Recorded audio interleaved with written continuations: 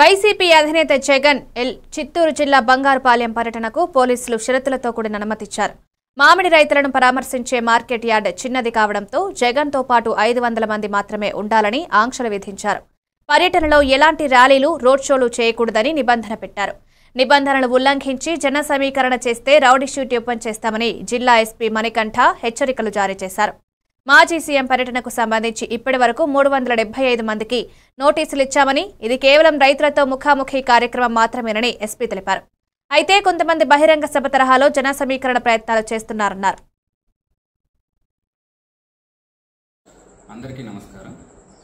ఈ నెల 9వ తారీఖున బంగారుపాలెం మండలంలో మ్యాంగో మార్కెట్ యార్డ్కి ఎక్సీఎం గారు వస్తున్న దృష్ట్యా ఇప్పటికే పోలీసులు పర్మిషన్ ఇవ్వడం జరిగింది.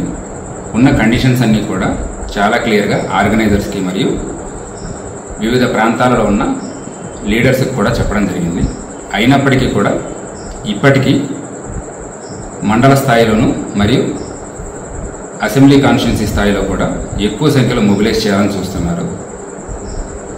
ఫీల్డ్ లెవెల్లో మేము ఇన్ఫర్మేషన్ తీసుకున్న తర్వాత ఇప్పటికీ కూడా సుమారుగా పొంగనూరు నుంచి 4000 మందిని, పూతలపట్టు నుంచి 9000 మందిని, చిత్తూరు నుంచి 5000 మందిని, పలమనేరు నియోజకవర్గం నుంచి 4000 మందిని కూడా మొబిలైజ్ చేయాలని చూస్తున్నారు.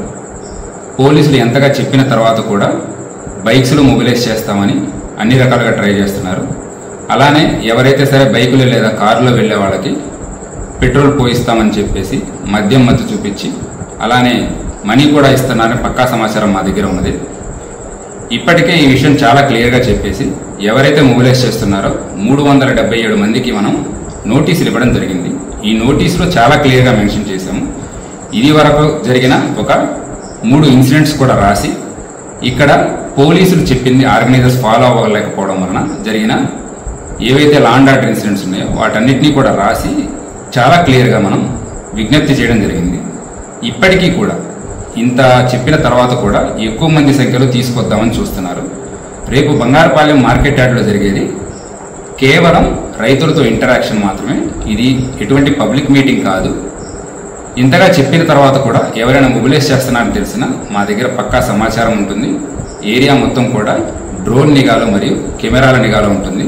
ఎవరైనా ఎక్కువ మందిని మొబిలైజ్ చేస్తారని తెలిస్తే వాళ్ళ మీద కేసెస్ రిజిస్టర్ చేయడం జరుగుతుంది. ఈ 377 మందికి ఎవరికైతే ఆల్రెడీ నోటీసులు ఇచ్చామో వీళ్లలో ఆల్రెడీ 55 మందికి మీద ఇంతకుముందు కేసులు కూడా ఉన్నాయి. సో రౌడీ షీటర్స్ కూడా కొంతమంది ఆల్రెడీ ఇన్వాల్వ్ అవుతున్నారు.